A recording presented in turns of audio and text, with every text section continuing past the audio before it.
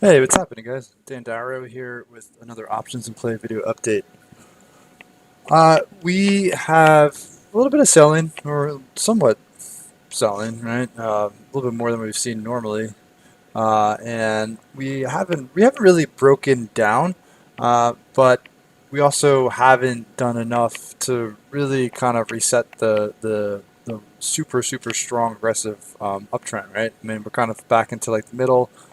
Could like the next 2 to 3% could be the upside, could be the downside. I mean, it seems like we're losing some of the higher momentum support ranges. So kind of like a up in the air market right now. Kind of have to wait and see which way we go.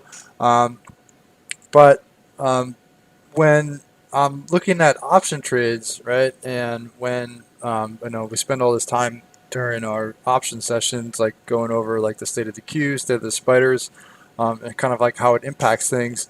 One of the things I guess kind of gets lost in the shuffle a bit, and just what I really wanted to like quickly highlight is that like the moving averages, right? Or I mean, some of you guys might not use moving averages. I mean, I use them frequently every single day. And I have the green line is the 8 EMA, 8 EMA daily. The pink is the 20 simple.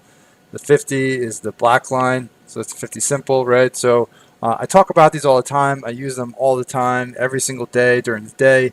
But you guys might have your own indicators that you find important, and like the main thing I really want to drive home here is that these indicators, these levels, they can be really useful when you're trying to figure out what strikes you want to select for your option trades, right? So when I was looking at IWM, the way it's set up, right, is that historically, or at least not historically, but over the last 3 months, every single time it kind of got extended from its moving average. So at first it was when it would get extended from the 8 EMA, you'd see it pull back, right, get extended, pull back, get extended, pull back, and then when it would lose the 8 EMA, it would oftentimes have a quick move to the 20, right? So lose it, 20, right? Get extended, pull back, get extended, pull back, and then now it rolls up to 20. So when I was looking at a potential reversal, like a bearish trade idea on IWM, you had basically two levels, right? You had the 8 EMA, which is like right at 224, and then underneath that you have the 20, which is around 217. Well, it was around 217 at the time. Now it's a little bit closer to 218 because it's moved up a bit, right?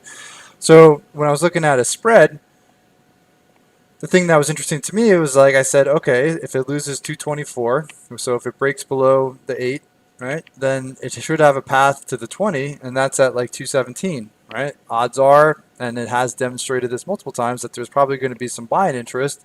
So if you're looking for a quick trade, right, you can use the 224 and then 227 levels is kind of like your targets, right? If it loses 224, so get a breakdown, then you could be looking for a move down to 217, right? So you can have like option spreads designed with these moving averages in mind, right? And it can be like maybe like monthly support, monthly resistance, but it's indicators that are significant, right? I mean, like that's really what it comes down to. Significant indicators. Moving averages are significant to me. I use them a lot. You might have other things. You might have fibs.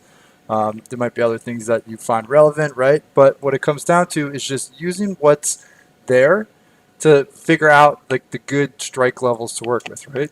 So I figured once it broke the 8, 224, had a path to the 2 to the 20, which it hasn't gotten there yet, but you can see what I mean, right? I mean, there's an open air pocket, and I thought that that lined up well for an option trade. Okay, so if you are having trouble like figuring out what strikes you want to go, like how far, right, or how close to the money, try utilizing like different indicators, right? That might help you figure out the relevant levels, the relevant strikes.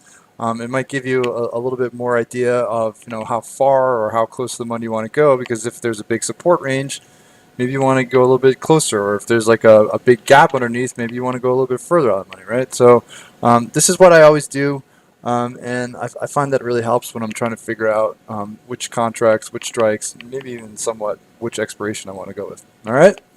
So if you like this video and you're looking for more information on swing trading with options or just option basics, please follow up with the link in the description of the video for more information on options and play.